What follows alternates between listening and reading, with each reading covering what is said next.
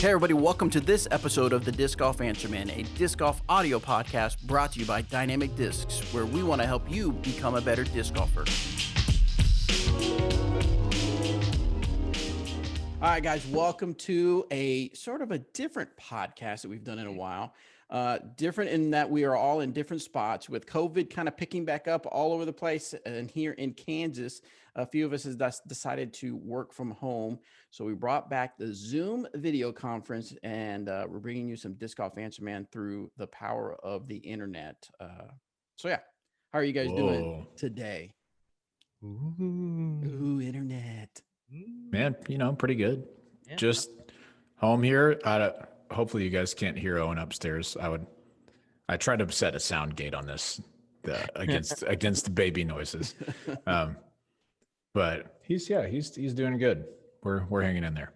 Yeah. I know, Eric, you've been quarantining at the house, staying secluded from everybody. Yep, I've been in the old basement for going on 9 days now, so it's been pretty crazy. Thankfully, I have a TV down here, and the router's right next to me, so like super fast internet. Nice. That's It's an upgrade. That's a positive going on here. So, but no, things are great. I feel great, and ready to not do round 2 of being shut down.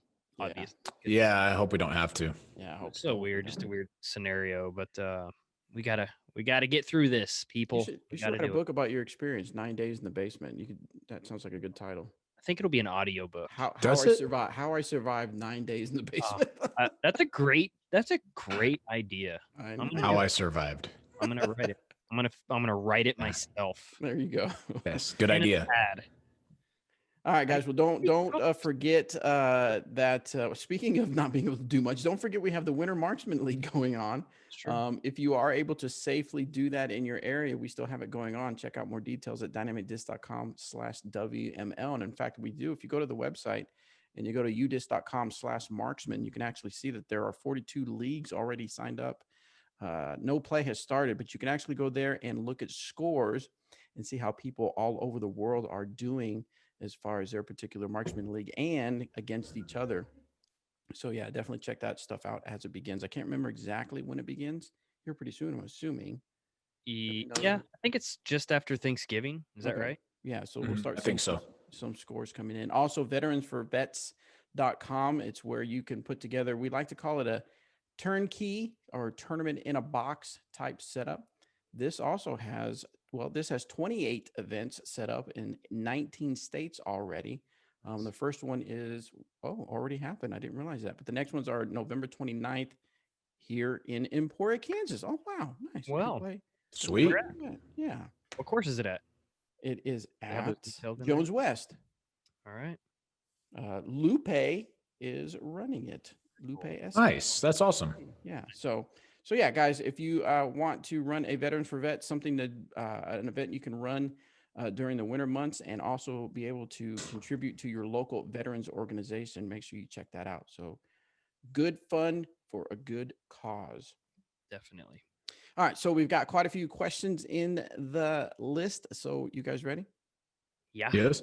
All right. This one's from Jared. He says, consistency. How they do that? I've been playing. Good. I like your question. I've been playing for a couple years now, and I've developed what I consider to be a MA1 level skill, but I seem to struggle with consistency and play at what is a low MA2 level. If I push myself on distance shots, I could get a putt for birdie on almost every hole at my local course. The problem is, though, that about half the time those big shots go OB, or I miss a Mando and end up with some big numbers on my scorecard. What's the secret to make consistent 350-ish foot shots on holes with OB and Mandos to get those birdies instead of playing safe for par? Wow. I don't know if there's a secret. It's really just about staying focused the entire round, as opposed to, sometimes it can be difficult if you're playing like decent or maybe just mediocre throughout the day, and then you kind of maybe relax a little bit on a hole or a tee shot and don't fully commit to a shot, and then you find yourself OB or missing a Mando, and then then you put that added pressure on yourself. So really, for me, it's always just been about staying focused the entire time I'm playing, and never letting your guard down, if that makes sense. Always trying to get the best out of each and every shot, as opposed to uh, coming up to a hole that you can kind of relax on. You don't really, even on those type of holes, you really don't want to do that. But it can be mentally straining for sure to get through 18 holes, or sometimes 36 in a day, to doing that. But I know that's how I've had a lot of success over the years, was taking every single shot serious and really putting my all into each and every throw, as opposed to never relaxing or taking any shot for granted. Yeah, I'm with you on that. I've thought, I learned this lesson the hard way a little while ago. I was playing a tournament at Wilco, north of Nice. Austin. Yeah. Yeah. And hole 10, say to you, My home course one winter. yes, it's so much fun. What a great It is. course. It is. There's this hole 10 is a par 4, or sorry, a par 5 that kind of like snakes, and it's pretty tough. And yeah, I was playing in a tournament. I got through that hole. I don't know. I probably got a 5 or a 6 or something. And I wasn't playing very well the second round, but I thought to myself walking up to hole 11, I was like, well, that's good. I'm past the hard part of the course. Now I can score. I remember thinking that to myself. And hole 11 is just this little chip forehand. And I was almost thinking like, what could go wrong? And then I hit first available, and ended up getting a 4, and the other guys in my card got a 2. I didn't play well at all. So I definitely think there is something to, staying in the moment and like being on your guard for every shot. Focus intently on every single shot. Don't think that you have a certain shot on the back. It's good to feel comfortable over the shot that you're throwing, but don't just think it's a foregone conclusion that you don't need to focus. Another thing that I would say too is, you said when you're going for those big shots and they go out of bounds or miss a mando, but what you need is 350-ish feet on those holes. What I would do is work in the field on just throwing one angle type shots, because it sounds like for you to reach 350, you're having to throw a big distance shot, and those are just tough to control. Like if you're working the disc over on Anheuser and it's coming back to Heiser, it's just hard to make that really predictable. And so I would just go to the field and work on my distance, especially on my single angle distance. So like a flat shot that just finishes left, or if you've got a good forehand, a flat shot that finishes right. And then just also be honest with yourself about the fact that if you can't reach a hole, there's no shame in just playing for par and attacking other holes. That's not going to be a bad strategy, especially at the MA1-ish level. There are going to be people, like, nobody's birdieing every hole at any level, let alone MA1. Yeah. So if there's holes like that where you're not going to reach them, work on that distance. But until you have it where it's consistent and just one angle, man, play for par. Take your par. Don't try and push. Par is better than, if you miss a mando, you're bogey at best, probably. Yeah. So, And bogeys aren't always that bad either on right. those type of holes as well. So just, keep that information for sure. Excellent. All right, next one comes from Julio. This is on stability, and he starts out really nice. Hey, sexy disc golfers. Ooh. Wait, let me say that You again. said it. Who's he Hey. talking to? Wait, who is it? What did you say? Hey, sexy what? disc golfers. Ooh, Oh, it's a wow. lady. Quit. Ooh, Shit. it's a lady. Dude, ladies, man. Nice one. Good pull. All right. Anyway, he says, which is more stable? So we got two comparisons. Which is more stable, a trespass or a sheriff? I'll say trespass. If you're saying stable as meaning more overstable, That's don't know. what I'm getting at. right. I'm asking him. I'm asking what this guy is asking. I agree with you. If it's something that's going to finish more to the left more often, trespass, 100%. Okay. Yep. How about the trespass versus a captain? Captain is even less stable than a sheriff. Yeah, it kind of goes captain, sheriff, trespass as far as stability goes. There you go. Yep, from least to most. Yep. All right, this one's from Jonathan. He says he's 15 and hungry. Well, Jonathan, maybe go get yourself a salad or something, or maybe a peanut butter sandwich. tacos. It's Tuesday. Come on. Taco Tuesday. My bad. Figure it out, dude. By the time you listen to this, it might not be Tuesday anymore. But This is true. Yeah. Still have tacos. Still tacos though. Yeah. I mean, True. I've done it He says, what? Multiple times. multiple times. He says, I'm 15 and live near Ruidoso, where EMAC came and designed Moon Mountain. And I was wondering if he played any courses near Ruidoso or Roswell, where my home course is, and if he has any recommendations. Nice. Well, when I was out there designing the course at Moon Mountain, I didn't have a whole lot of free time to go out and play. I did play the local course there. Grindstone is the name of it. It's a pretty cool little course, actually. It's 27 holes, but it has like 3 9-hole loops that you can play. So the front 9 is kind of a little more beginner friendly. Then the middle 9 is a little more advanced, and then the back 9 is a little more stretched out. So it's kind of a cool concept. That's a great one. And obviously, I'm going to throw out Moon Mountain.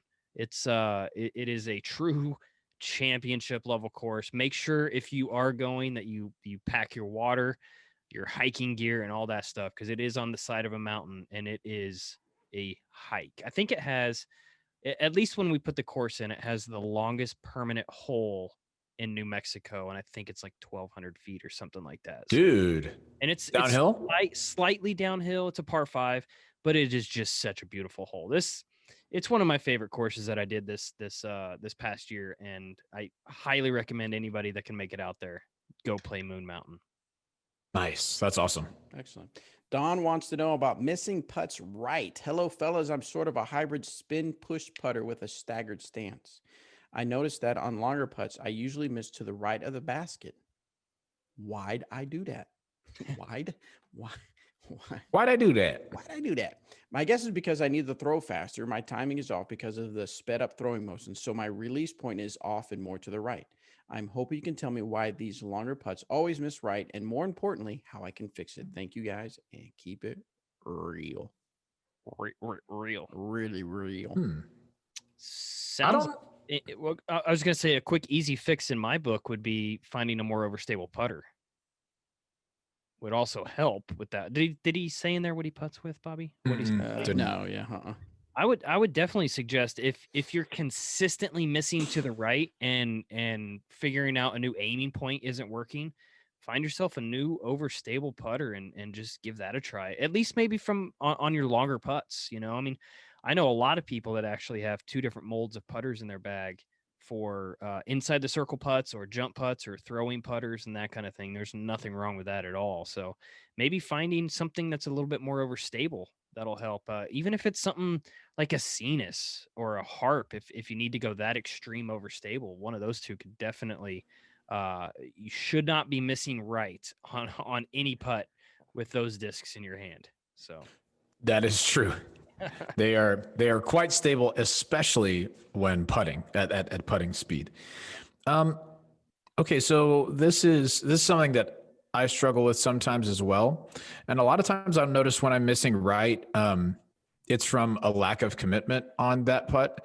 That sounds like it would be the opposite because you miss left because you like short arm it. But what it is for me is it's not that I need to putt faster; it's that I'm not following through all the way. Right. So one thing I'll notice is when I'm missing right, it's because when I get to the end of my putting motion, I'm just kind of like just popping my wrist instead of following all the way through, just kind of short arming it.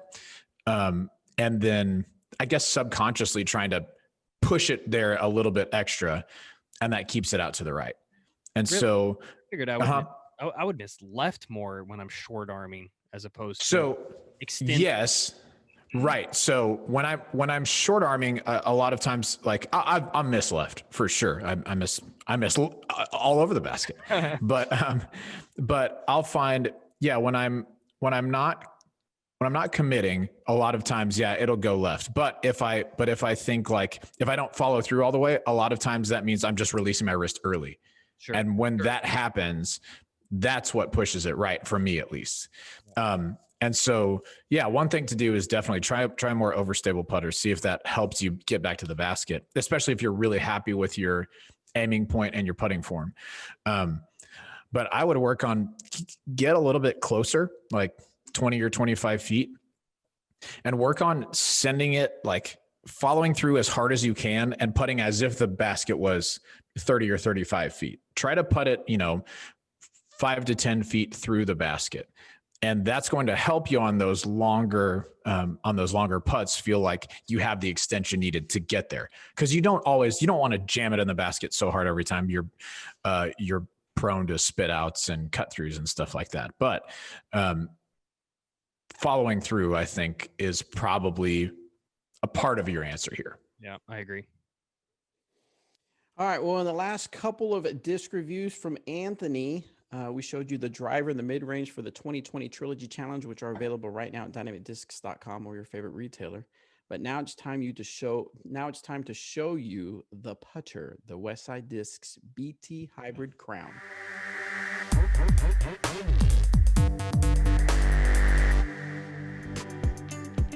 Closing out the 2020 Trilogy Challenge disc reviews here on the Disc Golf Answer Man, it only makes sense to review the disc that you'll be closing out most holes you play. That's the Crown. The Westside Discs Crown is a putter for players who like a beaded rim and a consistently stable flight.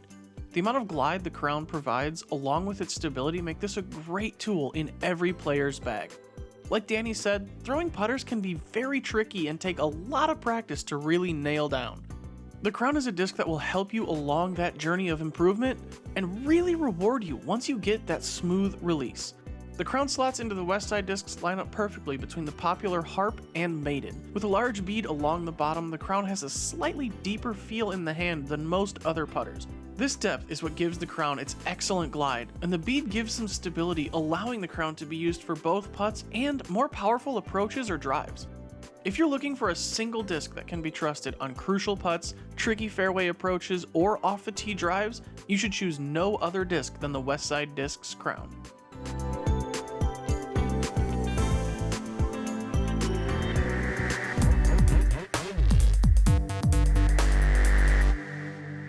All right, so if the Crown looks like a putter that you need to have in your bag, like I said before, these are now available at dynamicdiscs.com or your favorite retailer. We should have the Trilogy Challenge stamps, and now with the Crown, we're going to have the stock stamp, and I don't know if we're going to have the BT Hybrid in it. Is that going to become a stock stamp? Have you guys heard? I would assume BT Hybrid, eventually, right? yeah, at some point it probably will, but most of the time BT Hybrid are like a one-run thing or like a special event type thing. So if you definitely want that BT Hybrid plastic, make sure you look for the Trilogy stamped crowns that are out there. All right, let's get back to the questions. This next one is from, he put his name as Trying to Keep the Nose Down, Brian. No. It's a long nickname. I wonder if he's related to Trying to Keep the Nose Up, Scott. No, that's a different family. Okay. Up and down, Bobby. Okay. He wants to know about misprints. I got a DD Biofusion Truth from Infinite Discs recently. The flight numbers printed on the disc were 5502. Does that mean this is an EMAC Truth, or did I get a misprint? I don't see EMAC written anywhere on it, and I was expecting flight numbers of 55-11. Regardless, it is a great disc. I'm just getting started with disc golf and love how straight I am able to throw it. So sounds to me what you have is a relatively old, just regular Truth run. Back when there was no EMAC Truth, is what it sounds like. Because the original Truths, when they came out, they call them pre-Mac Truths now. Those flight numbers were 5502 because that's how they flew. And then for whatever reason, you guys know the story. I'm sure it started a little bit more understable, and I wanted something a little bit more stable. You know the story. Mm-hmm. And so we produced the EMAC Truth. And the way to tell if it's an EMAC Truth is on the bottom of the mold. My signature is in the mold, so it's always there. You'll always know if it's an EMAC or a Truth.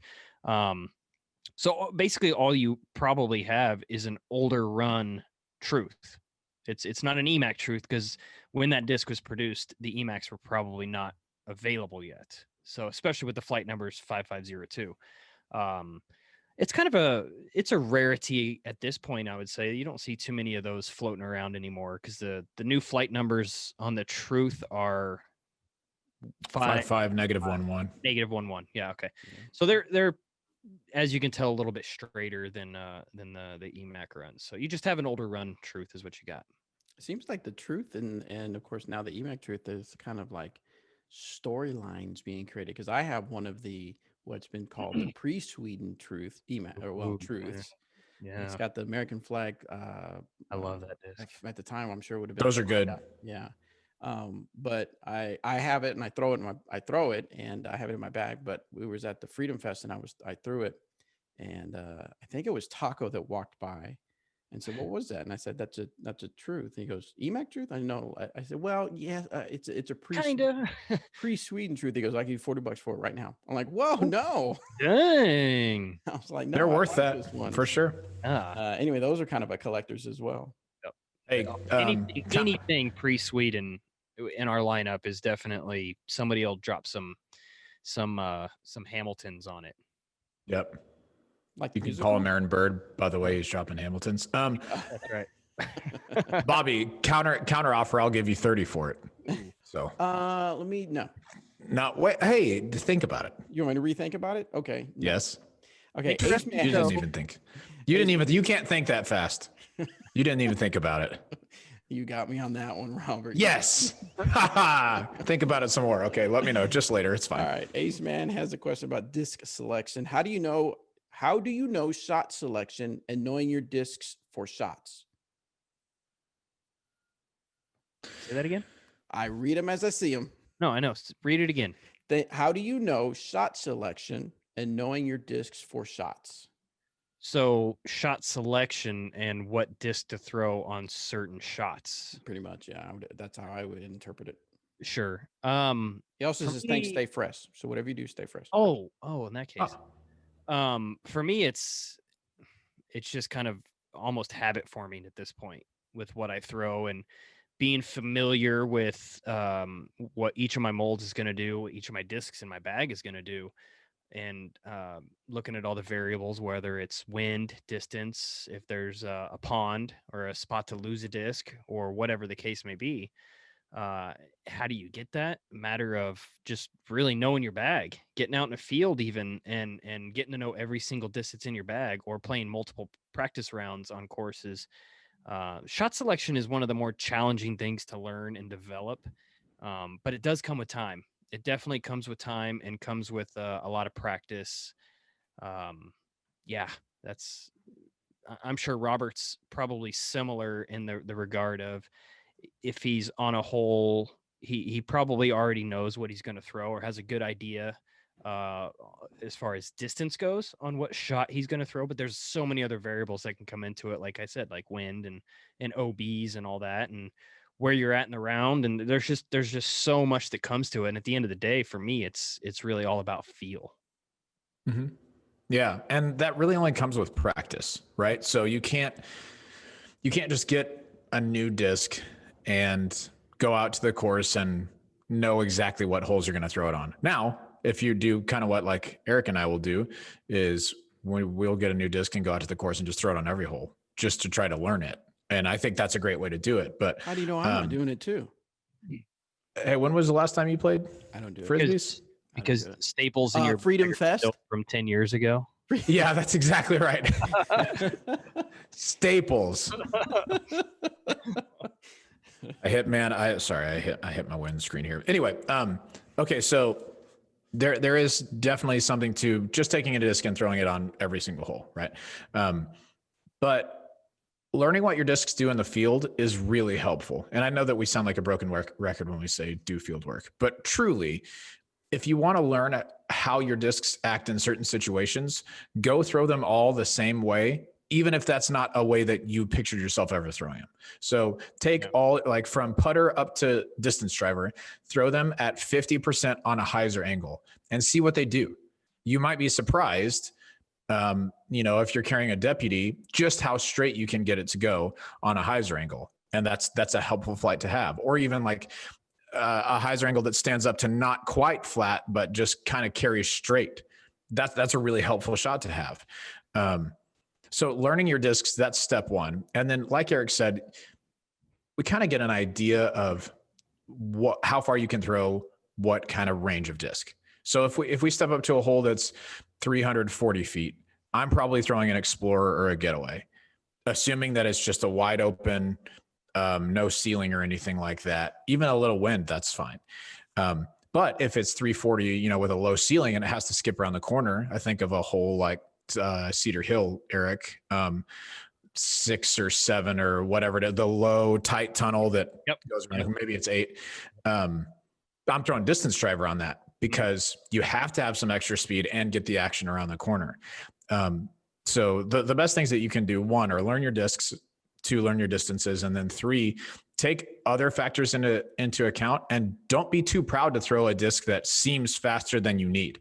Right. If there's a 250-foot hole, but it's a super low ceiling and I need it to go hard left, I'm going to throw an Enforcer or something like that. That's fine. Doesn't bother me at all. Just throw what works for you. But knowing the discs help you to be able to do that. Yeah. And it's scenarios too. I mean, there'll be shots when I feel more comfortable throwing a mid-range on holes that other players will throw putters on, but that's because I feel I have ultimate control over my shot selection, my mold, my EMAC truth, so to speak. I just feel so much more comfortable throwing it, and maybe at like 70-80% than I do throwing a putter at like 90-95%. So right, it's definitely, it's all about that feel, and practice is definitely repetition is the one way to figure all that out. Yeah. Or honestly, vice versa on that too. If people are throwing fairway drivers, let's say a hole's like 360, which, I mean, you can throw an EMAC 360, but you're having to, pump it pretty good to do that. But for somebody like me who, I don't really like to throw mid ranges farther than 350 if I can help it. So if I step up to a 360-foot hole, maybe I throw an Explorer, but Eric will throw an EMAC, even if that means he's a little bit short. Say he gets to 30 feet. He doesn't hit it just right, but he's 30 feet short. He's still got to control the disc that he feels most comfortable in to get to that spot. So he's a lot more likely to throw a good shot with a comfortable disc in his hand rather than stepping up and not feeling comfortable with a next disc up.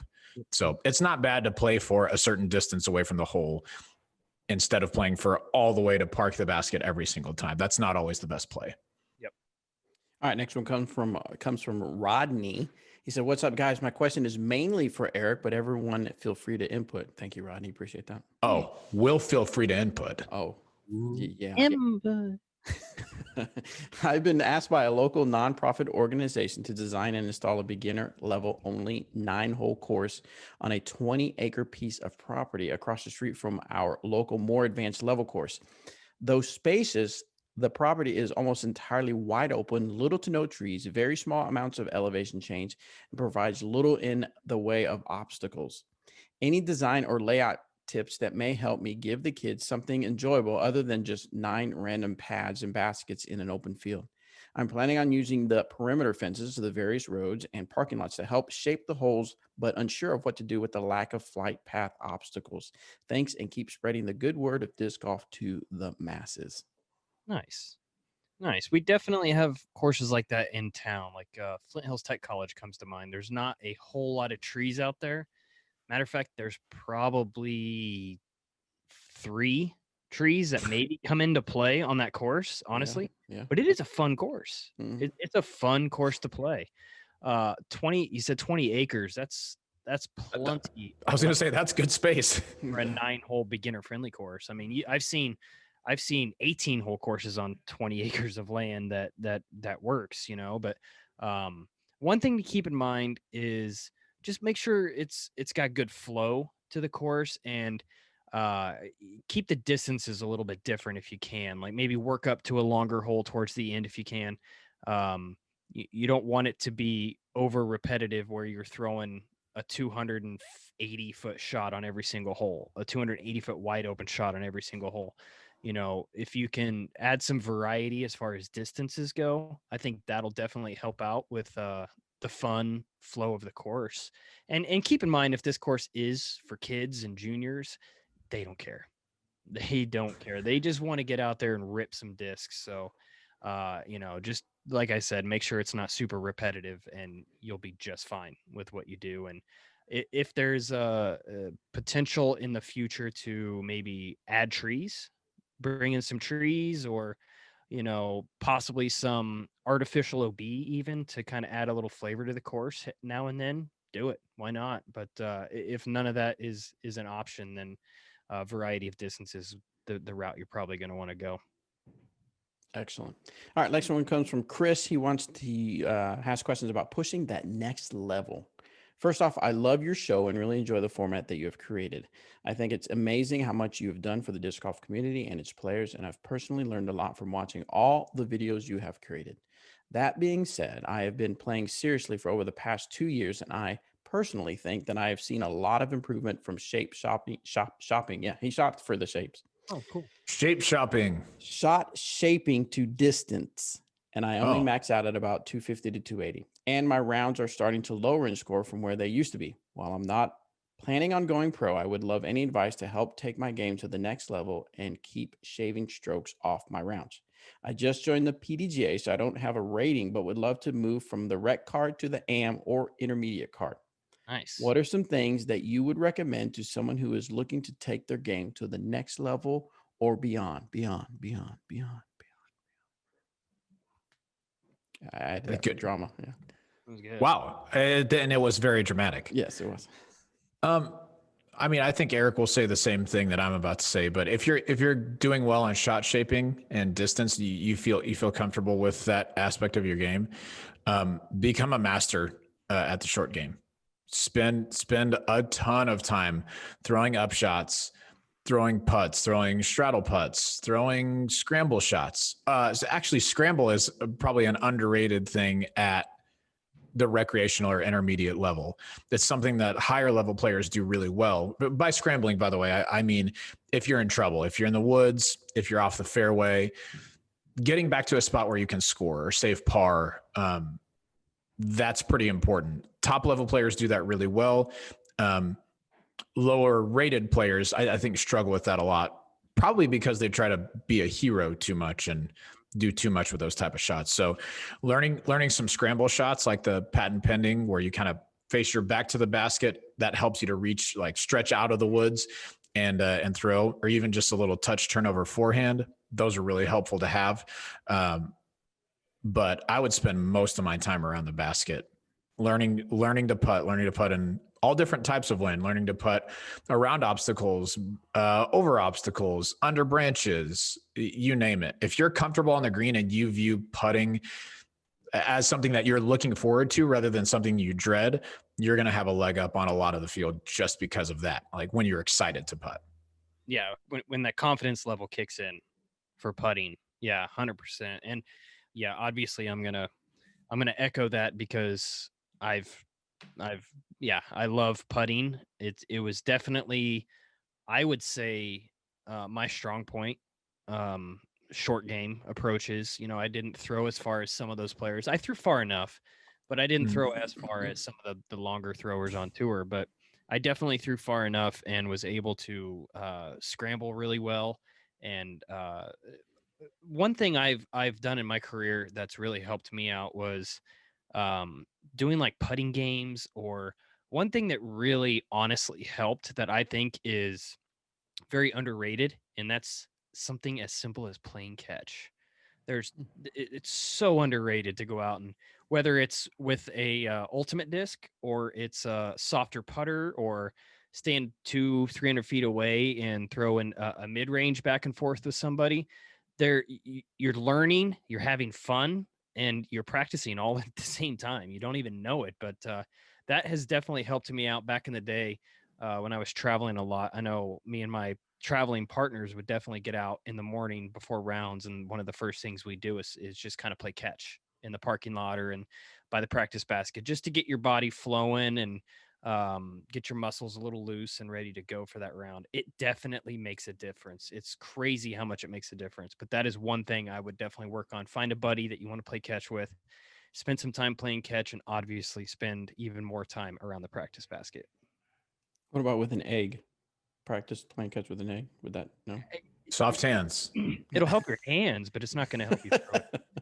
I'll tell you, I'm going to agree with that. I love playing catch because it makes you better at disc golf and like the touch game, but it's just one of my favorite things to do.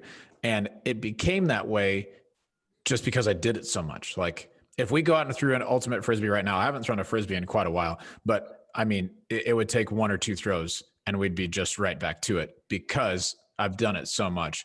I think that helped my approach game a lot. And like, I really enjoy throwing putters.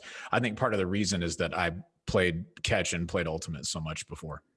Denise and I'll do that in the backyard. Actually, we'll go out back. Yeah, it's awesome. Dogs are running, and we'll have a game to where how many discs, how many can we catch and not drop, in a row. And I think we beat our record yesterday at 50. So, Oh, wow. we're Pretty solid. We're doing all right. We're doing all right. Yeah, killing it. Pretty cool. All right. Well, Anthony reviewed the hybrid beat. He did the Westside Disc BT Hybrid Crown. So Danny wanted to do his Danny Disc Golf tips on putters and more specifically on throwing putters.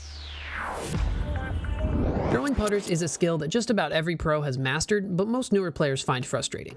Learning how to throw a putter can help with form, control, and add a versatile shot to just about anyone's game. The biggest killer for most putter throws is off-axis torque. This is when the disc wobbles at the beginning of its flight and usually flips over and dives to the right. This wobble is called off-axis torque, or OAT, and it's caused from any force that isn't in line with the angle that the disc is thrown on. Many beginners struggle with an improper grip that will sometimes put a force up or down on the disc rather than keeping everything in line. Otherwise, many new players also struggle with not putting enough rotation on the disc. Getting a perfectly clean release is not practical, but more spin will add gyroscopic stability to the disc and help it fight whatever wobble it has. So speaking of grip, some players don't have to change their grip for throwing putters. Those people are weirdos. Most people have to either use a fan grip or a control grip for their putter throws. I use a control grip with my index and pinky finger curled under the rim and the other two spread out on the bottom to help with angle control. A fan grip is similar, just with no fingers under the rim and all the fingers kind of spread out on the bottom. The purpose of using a looser grip is just to focus more on pinching between the index finger and the thumb, while also allowing a consistent release point, even powered down. One thing that a lot of people miss about throwing putters is that they actually need to be a little bit nose up. Faster discs like drivers can generate their own lift, so they need an aggressive nose down angle. But putters don't have as much of a wing shape to generate their lift, so they need a little bit of a nose up angle to help them out. Plus, the nose up helps give them a little bit more stability. Most people like a slightly overstable putter as their driving putter. That's because overstable discs will handle torque better and they will fly more consistently when powered up to be used off the tee. Some people like to have a driving putter in a premium plastic for durability, but others prefer a baseline plastic for more grip. The BT Hybrid Crown from this year's Trilogy Challenge fits both of these nicely. It's got a slightly overstable flight, and in the BT Hybrid plastic, it's got plenty of grip for a lot of control. So if you don't know how to throw a putter, give it a shot. Putters provide the most control possible, so if distance isn't a priority, try throwing a putter at it next time. Probably best to avoid throwing your putting putter though. Driving putters tend to see a lot more tree hits and they hit the ground harder, so to avoid getting a nasty gash in your putting putter, it's best to have a backup. And if you're looking for one, check out the BT Hybrid Crown from the Trilogy Challenge. Let me know down in the comments or over on the Disc Golf Answer Man Facebook page what your favorite driving putter is, and make sure you subscribe to Disc Golf Audio for more tips on how to become a better disc golfer.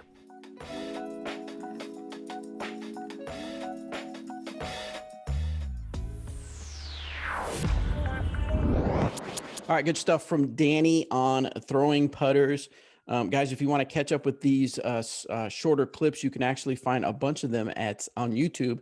Dynamic Disc Clips is the YouTube channel. Follow that channel. Make sure you click that notification bell so you know every time we upload some of our shorter videos out there for those quick bites of disc golf information. All right, guys, so I was scouring the Facebooks and I came across a post about Ledgestone, and they are considering minimum 950 NPO rating for their 2020 event. Now, let me 2021. I'm sorry, 2021, my bad. So Let me read more specific. From the year that was Right, yeah, they're going to Retroactively, if you played it this year, you're out. You're out. All right, let me read a little bit real quick so we can get some context around this. The Ledgestone tournament is announcing today that they are exploring the feasibility of a minimum PDGA player rating in the MPO division of 950 starting with the 2021 events. Starting in 2020, the tournament had a minimum MPO rating of 900 to go along with the rest of the Elite Series events. And of course, that is PDGA events.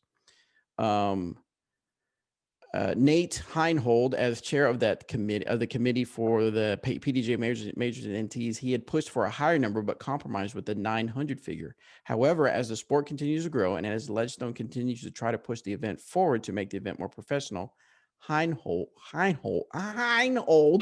cannot get that out. Heinhold. Why was I trying to add that extra? Heinhold. I don't know, but the first time you said Heinhold, he thinks it could be time. And then I'm going to skip down. It says, by cutting out some of the lower rated players, Heinold says round times will decrease, especially at Northwood, which will make things easier on the players and the staff. At this time, the tournament is only considering this and is welcoming feedback.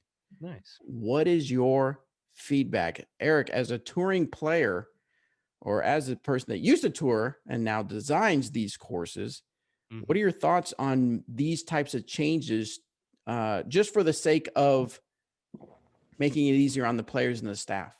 Sure. Easier on the staff. Sure. That's obviously going to happen. Players as well. I don't know.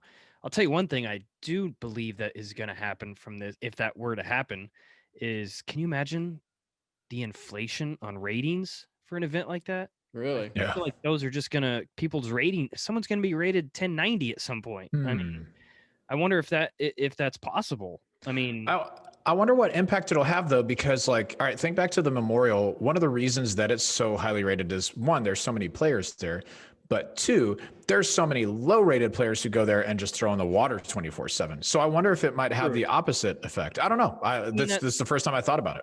The Memorial's also a super easy course too. So yes, and these are not. These are not super easy courses by any means. So no, I think I like the concept of it, but I think it's too soon, maybe.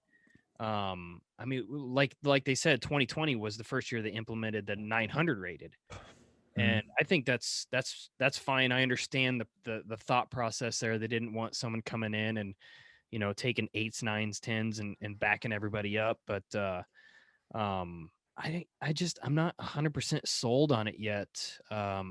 You know, if somebody wants to come in that's 920 rated, 940 rated, or even like at the threshold 950 and can't play. I mean, that's, if they just kind of want to come in and donate, let them donate. Like that's just added money for your event in my mind. And I mean, let's face it, Ledgestone is another one of those, you know, DDO style, GBO style events where it's a party. There's a lot of people there. You know, why would you want to turn somebody away from that event?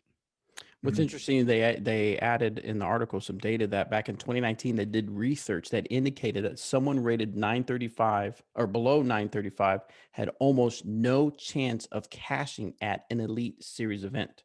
I believe well, that. yeah. I 100% believe that. Yeah. I mean, especially nowadays. I mean, geez, all these players are just getting better and better, and their ratings are going through the roof. It's nuts to see. I'm not sold on it yet. Not 950. 950 just seems like, man, I'm a couple seasons from being a 950 rated player. So I'm not, it's not a couple of bad tournaments away. Yeah. No, I really, I don't know. I think 950 may be a little too high. I could get on board with like a 935, maybe in that range, possibly. Like the intermediate cutoff, yeah. And that's because there's not going to be as many players, or are you thinking that that's just weeding too much out of? I think just weeding too much out. Yeah. I mean, I understand trying to make it easier on the staff, and what I would personally rather see is more events go to the 4-day format where you play the first 2 days and then you make a cut, and then the cream always rises to the top in that scenario where, you know, it's only the cash field that's playing the last 2 days. That's what I would rather see our sport go than, you know, handcuffing players and not letting certain players play in certain events, or make people qualify for events like USCGC does. You know, I'd rather see that than just be like, oh, I'm sorry, you can't play this event. Sure. I hear that. I'm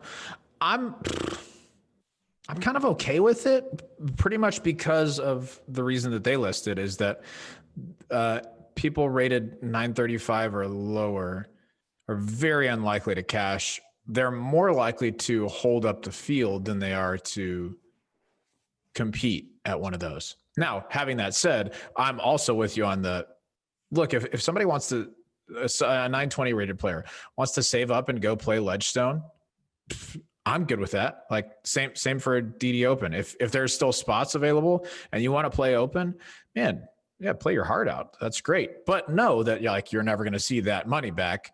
Who will is the people who cash in the Open division. So I understand it, and taking into account that Northwood's Gold is very difficult. And I honestly, Eureka is too. It's just a different type of difficult. It's a lot more OB type difficult than Northwoods is. Yeah, exactly. I'm kind of okay with it, but I don't think I would do it at an event that I was running. I think the 900 minimum is, 900 minimum is fine.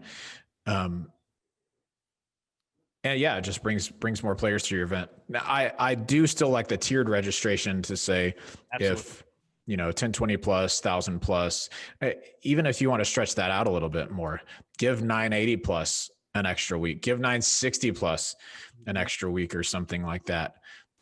So that if a 920 player wants to play, that's cool, but they're only going to have a couple of spots left for it because we really gave people enough time who had kind of worked their way up at that point.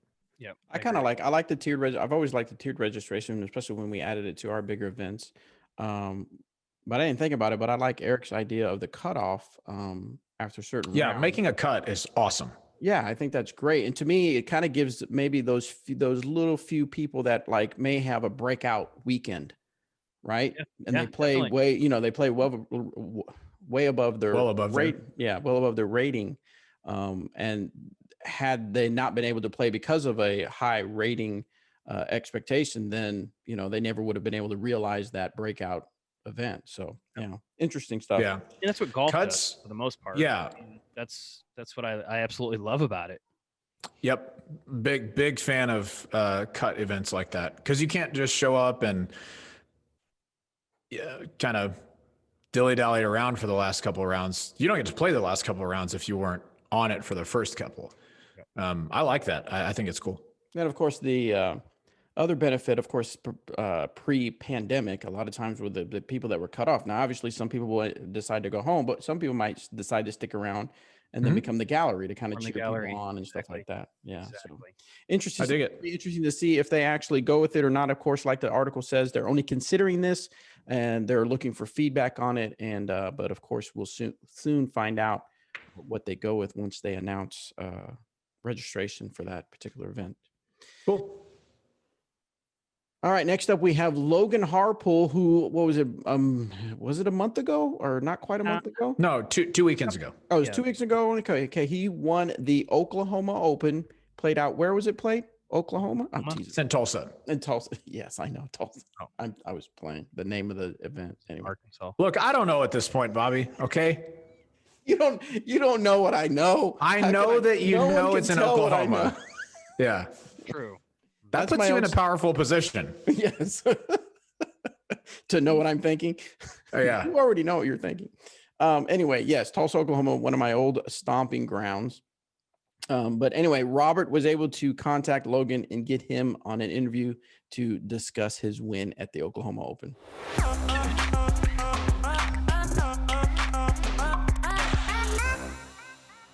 Hey, Logan, how's it going, man? Hey, Robert, I'm good. How are you? Doing well.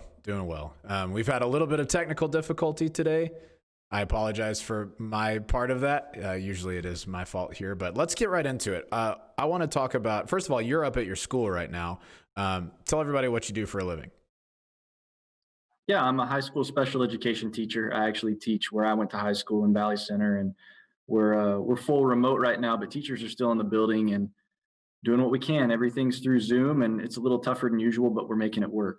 Yeah, good for you, man. That's super cool. Well, I wanted to have you on this week because there's probably some Disc Golf Audio listeners who don't know who you are. I do know because we've played together a decent amount. You've smoked me a decent amount. I should put it that way. But you took down the Oklahoma Open a couple weekends ago. Pretty big A-tier, pretty established A-tier. So I just wanted to talk to you a little bit about that, your first A-tier win. Yeah, tell me how it went down, especially heading into the final round. What were you feeling? What were you thinking? Yeah, all that stuff. Man, it's crazy to. It's only been 2 weeks, but to look back, it's kind of still like, did that really just happen? Like I bet. it's a scenario that I've thought about a lot since I was a kid. I was a little kid in the front yard, bottom of the ninth, 2 outs, and always putting myself in that situation. And then to be toe to toe with the Pro Tour champ, and then Emerson, who took third at Worlds, and I'm on a lead card with them, like that just makes me come alive, and I love it.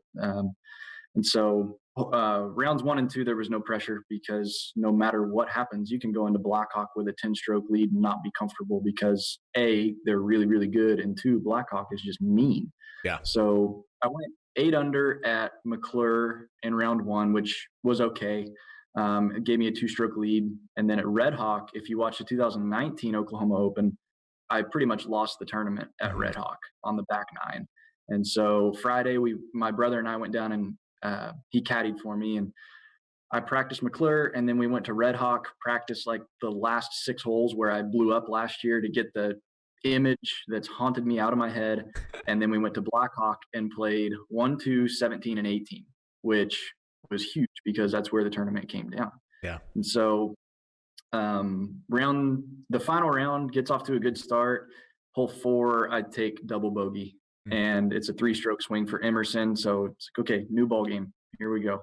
I'm glad I went in with the lead that I did, and I didn't make a lot of mistakes early, so I had that breathing room.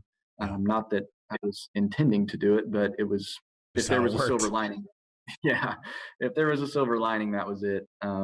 But I didn't check scores in rounds 1 or 2. I looked at it after the round, and then round 3 I didn't check until hole 12, and at that point, there was like 6 of us tied for the lead, but a lot of them were ahead of us, and we had holes that we hadn't played that they had, so we knew we would pass them. And it was pretty much me and Emerson. Bo was creeping close behind, can never count him out, especially at Blackhawk. So I just started trying to throw stuff in. I scared a couple baskets. Yeah, 100%. I wasn't going to come home and think, man, I wish I would have pushed harder. And so if I was going OB, I was going OB long. I wasn't leaving anything short. Missed a putt on 15 that could have given me the lead, but it was circle's edge, and Emerson missed as well. So we go into 16. I'm 1 back. We both throw pretty much picture-perfect drives.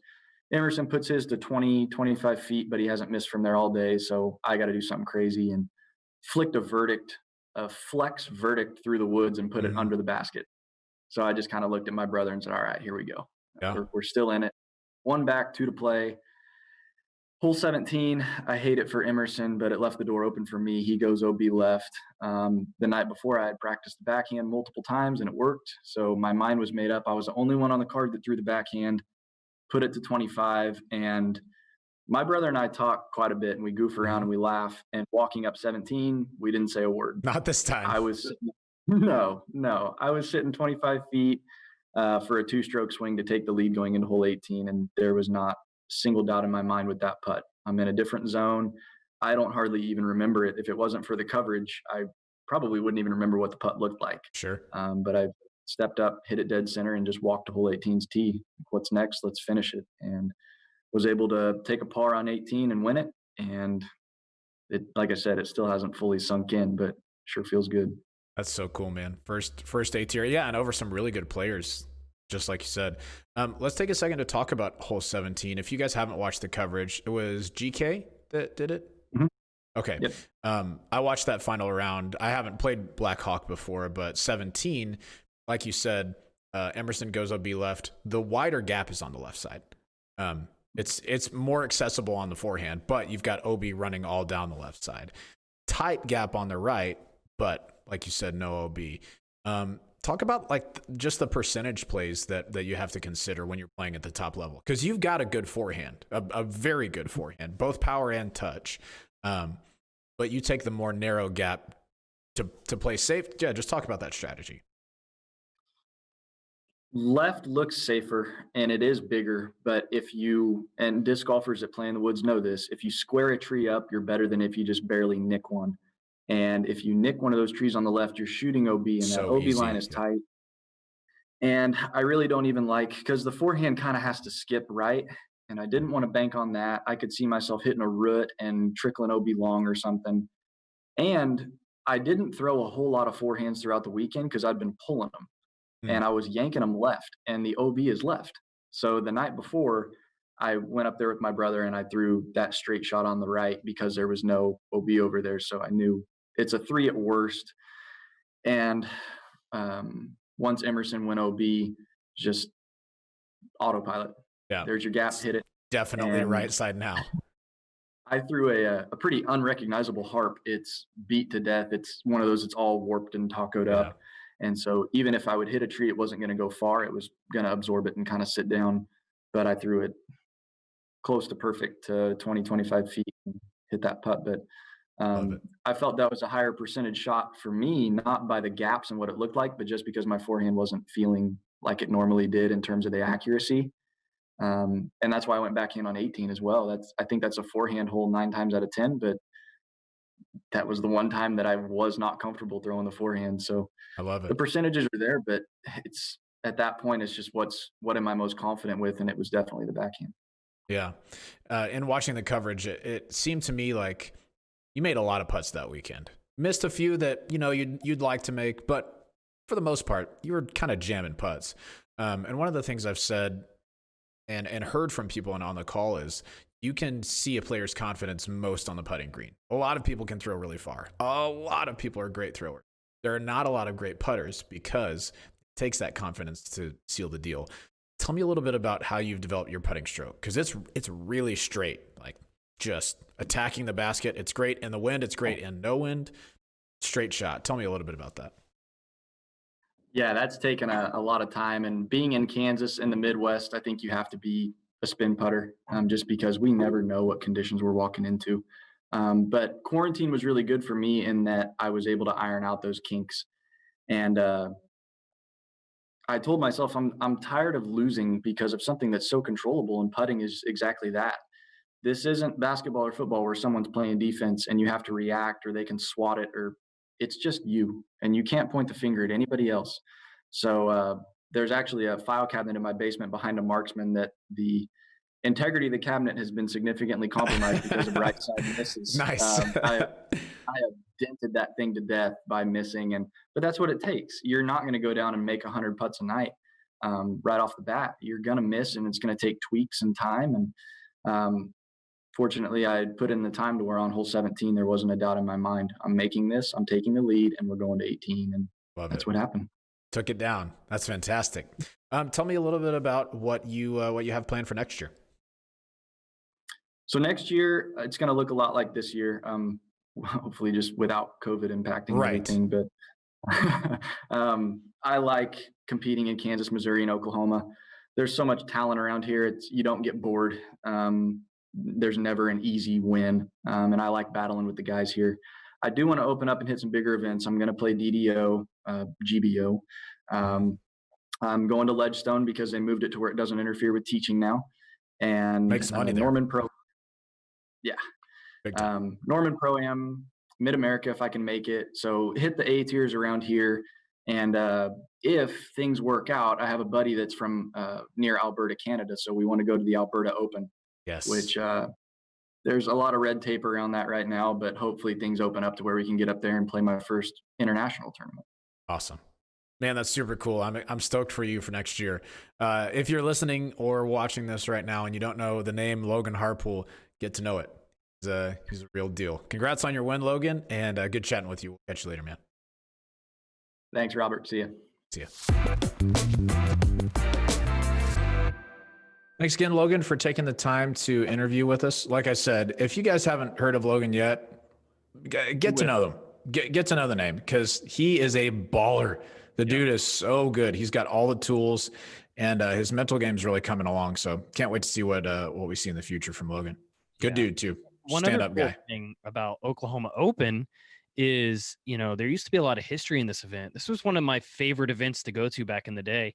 And I know for a fact it was 2 years in a row, but it may have been 3 years in a row where the player that won MPO in that division went on to win the Pro Worlds the next year. Oh, It's really? weird. I know it's super bizarre. I know That's Avery cool. did it. Avery Jenkins did it. He won in 08, I believe it was, and then won Worlds in 09. I won in 09 and then won in 10.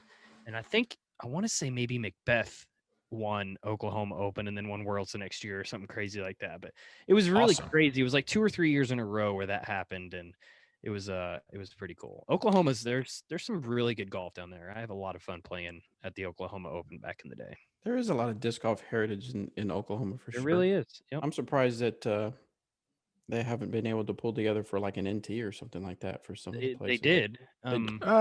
It was- was had NTs before. They haven't had Pro Worlds. They had Am Worlds, I I know. remember, yeah. They had Pro Worlds way back in the day, I believe. But yeah, it used to be an NT. The Green Country. Oh, the Green Country Open. That was in Green NT. Country that was. an NT, and then the year before that was also an NT at. They played Red Hawk and Black Hawk, Okay. and then played a combination of the two where they played all of Black and then the back 9 or something like that on Red. So like a 27-hole layout to finish. So Yeah, it'd be nice if they brought back some big tournaments to Oklahoma. definitely. All right. Well, let's see. About 3 episodes ago, I introduced something new that got Robert super excited about, and that's disc golf trivia. He was so Dude, I pumped. was excited until you changed the rules. He said, "Please, Bobby, do it again and make up the rules as you go." No, and I know you're going to do that. So we decided to do it again, and I decided to use a topic. Okay, so we have 5 questions.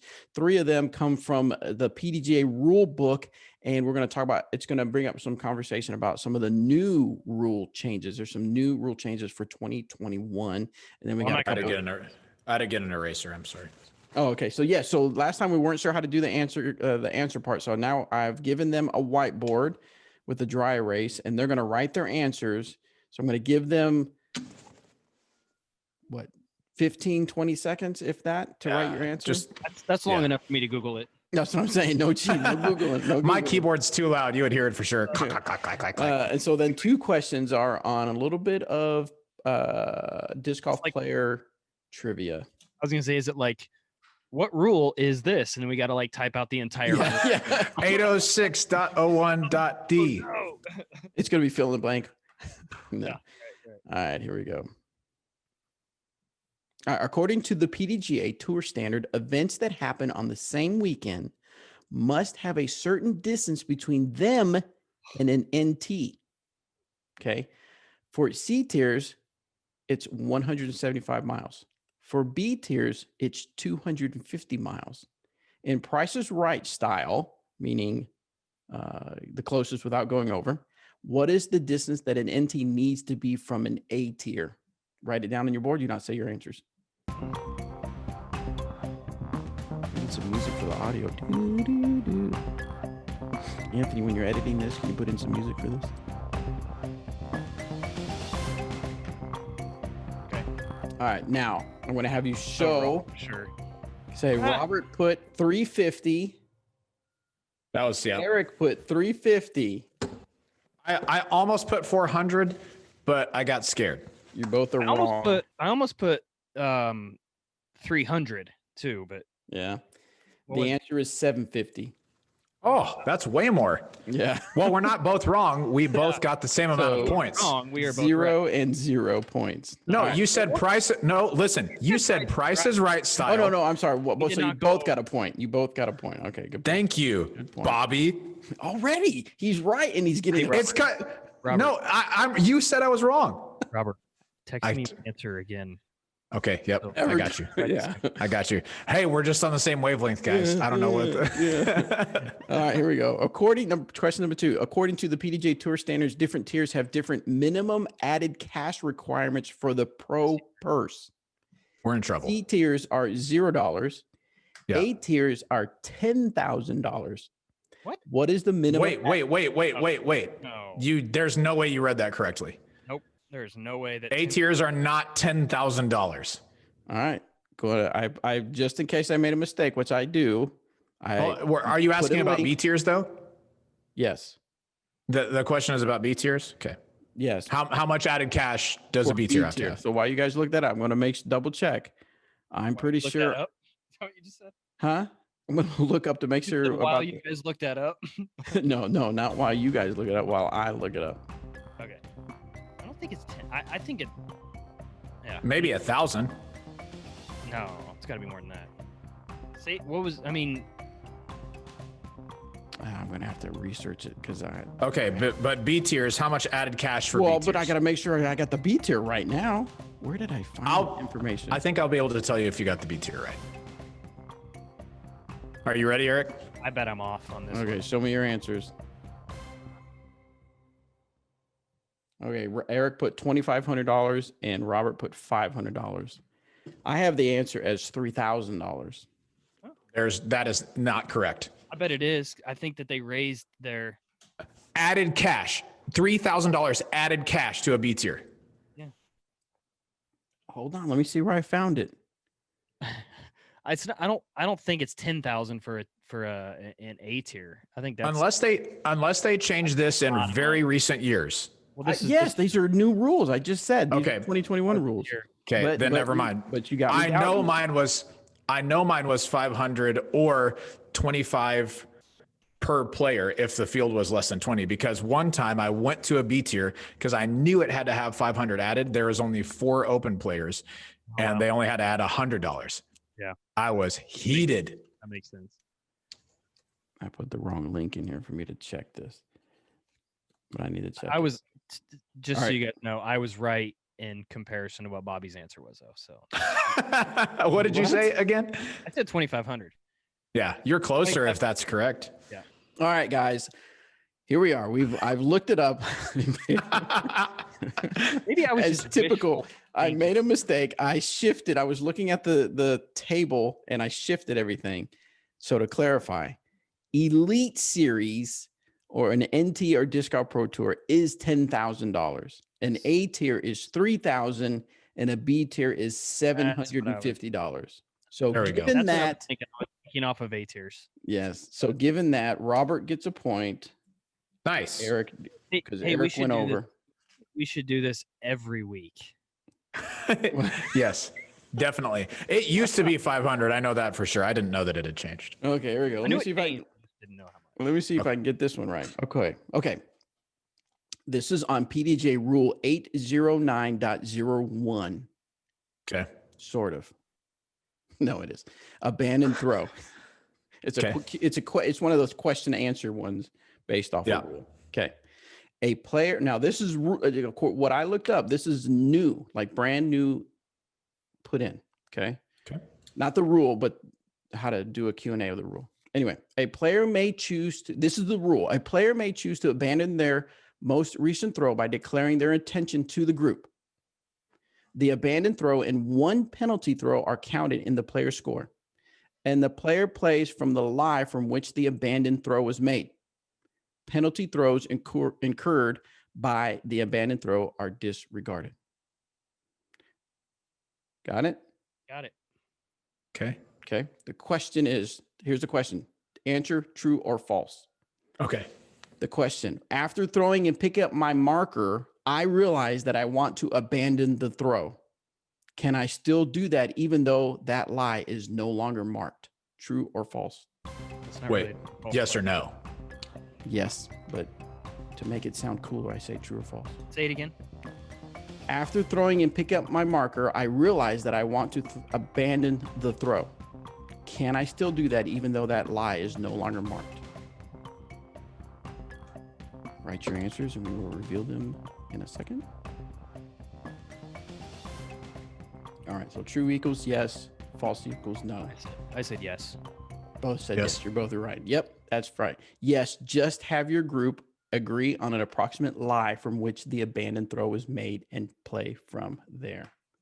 So you Imagine if you had to go back to the last place you absolutely knew it was, and it was just the tee, and you're on like a par 4 or something, or par 5. when I read this, I didn't realize that you could call, hey, I don't like. So can you basically say, I really don't like that throw. I'm going to rethrow it, and I only get a 1 penalty stroke? Well, plus the throw that you threw. Well, yeah, So I you're mean, like, yeah. if you're reteeing, then you're throwing 3. It's It's yes, pretty if punitive. your Okay, throw, so that makes sense. Okay, the only time it's not is if it goes OB. right. Mhm. And you're like, Then- I'm just going to go ahead and rethrow from right here with a stroke penalty. Yes. So that's where the penalty throws not incurred makes a big difference. So, all right, you're playing a really long tight tunnel par 4. You hit early left and it kicks straight left and out of bounds.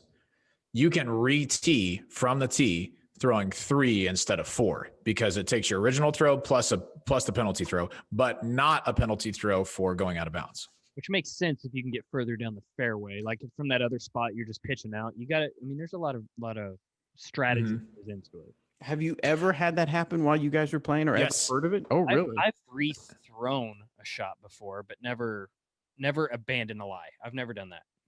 Yeah. Okay, the one time that I've seen this happen, and I think it was absolutely the right decision. We were playing at Town Lake, and it's a really tight tunnel hole, like 11 or 12 somewhere in there, and a lefty threw and just late released into the woods in the left, and it kicked so far left. I bet it traveled an extra 100 feet. It was so far in the deepest woods. And so we went and looked for it, and there was no way he could even get back to the fairway from there. So he just went and re-teed. And I mean, got a 5. Like he would have gotten a 3 on the normal hole. Yeah. But it was tough. It was nasty. Crazy. All right. So we are sitting at Robert with 3 points and Eric at 2 points with 2 questions left. Here we go. Valerie Jenkins was recently inducted into the Disc Golf Hall of Fame. She won Junior Worlds in 2001. Yes. She is a 4-time FPO World Champion, a 2-time U.S. Women's Disc Golf Champion, and a 5-time FPO Player of the Year. True. What year did... That's right. That's not the question. Sorry. What year did she win Rookie of the Year? Oh, no. Write it down. Is it closest without going over or just straight closest? Not going over, I think. Right? Well, since it's years, I could see just closest. Okay, I'd say let's go with closest. Oh, now you're okay with me making up the rules as I go? Yes, closest. You didn't have any rules. Okay. Okay. Can you say the accolades again, please? Can you say Junior Worlds. Junior Worlds in 2001 is a Okay. 4-time. Yeah, that's the only one with years. The rest are just how many times she's won something. Okay. What year did you say?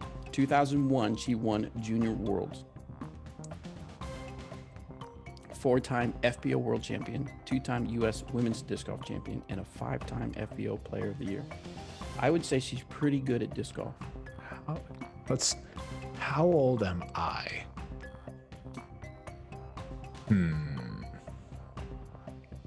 I wonder if the people listening or watching are yelling out the answers.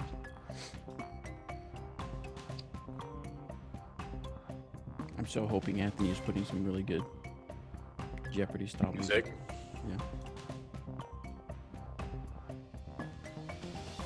Okay, I think I'm ready. 10 seconds. 10, I'm close. 8, 7, 6, 5, Okay, got it. 4. All right, ready? 1, 2, 3. Robert wrote 2004 and Eric 2004 as well. Yours is small. Yeah. You are correct. Nice. Good one, Eric. Both of you are correct. Yes, I've confirmed. All right. Eric, you're right. Robert, not so much. Yeah. Okay. Next, last question. Was more legible than mine, though. So. Yes, this is true. Yeah. It was just larger. Yours was written more neatly. All right. So, who did we determine won the last disc golf trivia? Tie. Eric won the last one. That's right. I did. But when you switched some of the bonus questions to be worth points, that's what I was mad about. I only remember who won and who lost. That's all I'm going to remember. So No, you don't remember it because you just asked. Got him. that's a fair point. Fair point. Good point. Good point. Fair point. I choose now to only remember who won. Yeah, selective memory. All right. So this will be either put you both tied at disc golf trivia or put Eric. No, what will it do? It either tie Either tied or I have a 2 or have point. 2. Yeah, you have a 2. Okay. Well, and that's not even possible because Robert has The worst I can do is tie. the worst Okay. Robert can do is tie. Yeah. The best I can do is tie. Here we go. Yeah. Kevin Jones won the 2020 Disc Golf Pro Tour Championship and walked away with $20,000. Pretty good.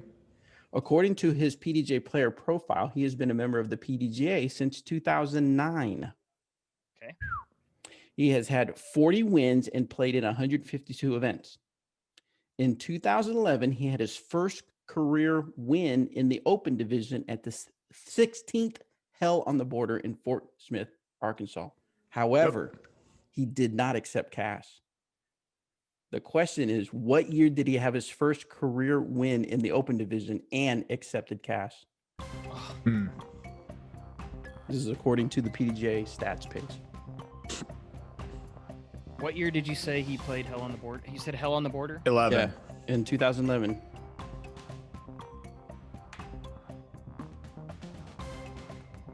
So you're saying what year did he accept his first cash? Correct. Accept Well, his win first and cash accept or cash. win? You said win and accept Win cash. and right? accept cash. Yes, yeah, he got first place and won and accepted the cash. I don't know. I think I know. I don't know. There's no way to know this. Not knowing without being like a Kevin Jones fan. I know this one's pretty. Or being Kevin himself. He probably don't even know. That's true. All right, you guys ready for the get to just take a guess? Yeah, I wrote something down. Okay. Oh, wait. Are you Googling on your phone? All right, show him. Robert says 2013 and Eric says 2016. The answer is the event was called Tailgating at Whitehawk, and it was the year 2017. Oh, wow. Nice one, Eric. All right, so that puts Eric. That means we're ties tied you for this one. Yep. We need a Eric is tiebreaker. still ahead in the disc golf trivia. Eric's still in the lead. One and a half to half. Half to half. All right, good stuff, guys. All right. To come up with some questions at some point for you. What? Two. I want to come up with some questions for you two. For you, that's okay. We'll do that. Well, next time we'll have you. Yeah, we'll have Eric come up with the questions. Sounds good. They're all going to be about me. Great. I think What I would am win I that easily. What is my favorite shirt? Yeah. Man. What is my favorite disc? Ooh, yeah. What is it? All right, guys. Well, thank you so much for tuning into this episode of the podcast. We had a good time answering questions, doing some disc reviews, learning a little bit about throwing putters, and of course, having fun with some disc golf trivia. Make sure you like and subscribe if you're watching this on YouTube.